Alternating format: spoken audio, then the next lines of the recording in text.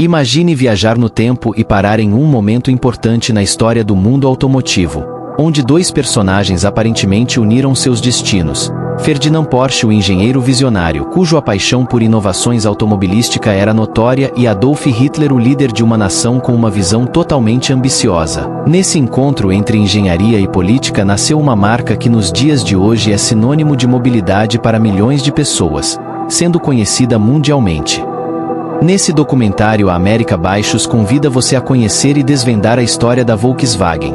Vamos mostrar como essa marca não só enfrentou os desafios históricos, mas também prosperou, sobrevivendo até os dias de hoje, modelando a indústria automotiva com veículos de ponta, tecnologia avançada e uma profunda compreensão das necessidades dos clientes. Nos acompanhem em mais uma jornada fascinante enquanto exploramos a história da Volkswagen. A Volkswagen é uma empresa alemã que pertence ao grupo Volkswagen. É a maior fabricante de automóveis do mundo e tem a sua sede na cidade de Wolfsburg, na Baixa Saxonia. A origem da empresa remonta à década de 1930, na Alemanha nazi, e ao projeto de construção do automóvel que ficaria conhecido em Portugal como Carocha, na Alemanha como Cafer e nos Estados Unidos e Reino Unido como Beetle. O termo Volkswagen foi usado por volta de 1924 pelo engenheiro alemão-judeu Joseph Ganz, que lutava para modernizar a indústria automobilística alemã, publicando suas ideias de introduzir suspensões independentes com semi-eixos oscilantes, baixo centro de gravidade e chassi com tubo central num automóvel popular que custasse o mesmo que uma motocicleta. Em 1933, Adolf Hitler visitou o Salão Internacional do Automóvel de Berlim e viu, no Volkswagen, uma forma eficiente de propaganda nazista, e passou a defender a ideia de carro do povo como se fosse a sua. Joseph Ganz e Edmund Humpler foram cogitados para dirigir o projeto, mas logo foram descartados por serem judeus. O engenheiro encarregado de desenvolver o modelo foi Ferdinand Porsche.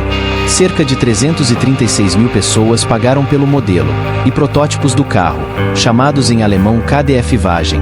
KDF significa Kraft durch Freude, em português, força através da alegria, um dos lemas do Partido Nacional Socialista dos Trabalhadores Alemães, o conhecido Partido Nazista, surgiram a partir de 1936, sendo os primeiros modelos produzidos em Stuttgart.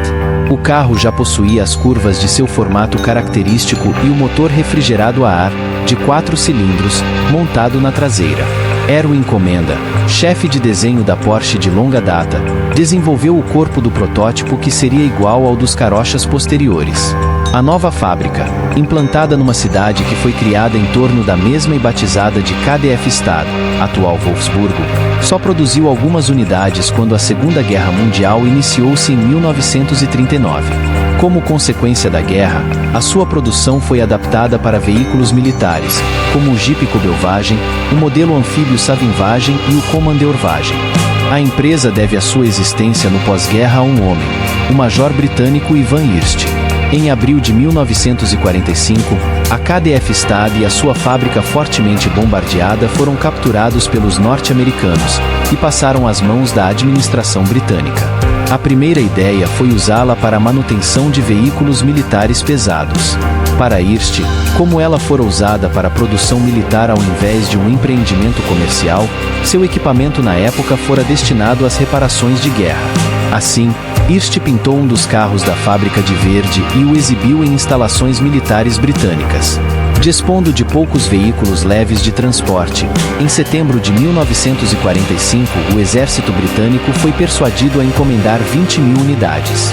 As primeiras unidades foram para o pessoal das forças de ocupação e para o correio alemão. Por volta de 1946, a fábrica estava a produzir 1000 carros por mês, uma quantidade notável, uma vez que a fábrica ainda precisava de reparos. O teto e os vidros danificados interrompiam a produção quando chovia, e o aço para fazer automóveis era pago com veículos produzidos.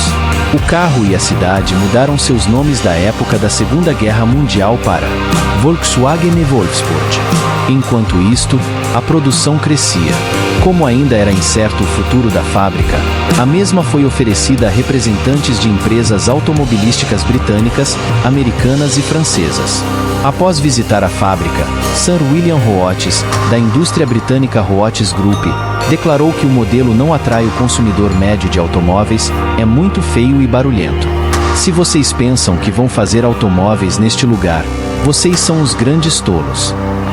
Após 1948, a Volkswagen tornou-se um importante elemento simbólico e econômico da recuperação da Alemanha Ocidental. Heinrich Nordhoff, de 1899 a 1968, ex-gerente da área de caminhões da Opel, foi chamado para dirigir a fábrica naquele ano. Em 1949, Hirst deixou a empresa, agora reorganizada como um monopólio controlado pelo governo alemão ocidental. Além da introdução do veículo comercial VW Tipo 2, conhecido como Kombi, em suas versões de passageiros, furgão e caminhonete, e do desportivo Karmann Ghia, Nordhoff seguiu a política de modelo único até pouco antes de sua morte em 1968. A produção do Tipo 1, nome oficial do carocha, cresceu enormemente ao longo dos anos no mundo todo, tendo atingido 1 milhão de veículos em 1954. Durante a década de 1960 e o início dos anos 1970, apesar de o carro ficar ultrapassado em alguns aspectos, suas exportações para os Estados Unidos, a sua publicidade inovadora e a sua reputação de veículo confiável ajudaram seus números de produção total superarem os do recordista anterior, o Ford Modelo T. Por volta de 1973, a sua produção mundial já superava 16 milhões de unidades. O papel de Adolf Hitler no sucesso do Fusca. O Fusca é um dos modelos automotivos mais populares do mundo. Fabricado pela companhia alemã Volkswagen entre 1938 e 2003, se tornou o carro mais vendido do mundo em 1972, quando ultrapassou o estadunidense Ford Modelo T. Ao longo de 65 anos, mais de 21 milhões de Fuscas foram fabricados segundo a revista Winston-Salem, o que faz do modelo o mais produzido do mundo. Entretanto, o que poucos sabem é que o Fusca quase não teve esse sucesso todo, e foi graças a Adolf Hitler que o modelo se tornou o que é. A história do Fusca vai muito além dos carros produzidos pela Volkswagen, passando por projetos que envolvem diversas empresas e até mesmo governos. Tudo começou no início da década de 1930. Àquela altura, a Alemanha vivia uma dura recessão econômica e o país apresentava um dos piores níveis de motorização de toda a Europa. É verdade que carros como o Fusca já haviam sido conceituados por outros engenheiros, como o projetista austro-húngaro Béla Barényi, ou então por modelos semelhantes, como o Superior, idealizado por Joseph Ganz e produzido pela Standard, aponta o Automotive Hall of Fame. Mas o fato é que a ideia cativou mesmo o austríaco Ferdinand Porsche, que era bem conceituado na época, principalmente por abrir seu próprio escritório de desenhos. Com sua empresa, recebeu uma encomenda da Wanderer para criar uma linha de sedãs de luxo, que tinha um design parecido com a do Fusca.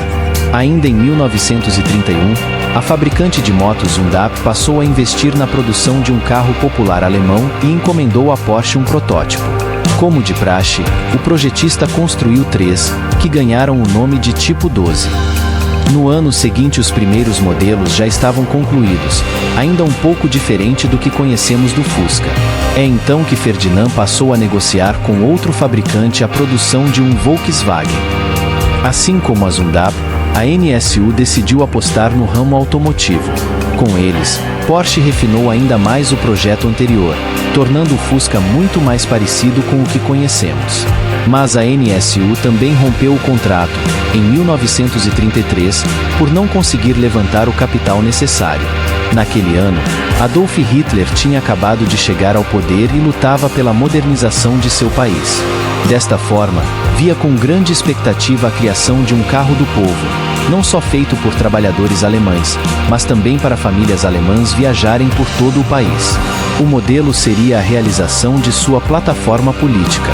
Assim, o Führer iniciou o projeto do veículo e recebeu propostas de 3 engenheiros, Joseph Ganz, Edmund Humpler e Ferdinand Porsche.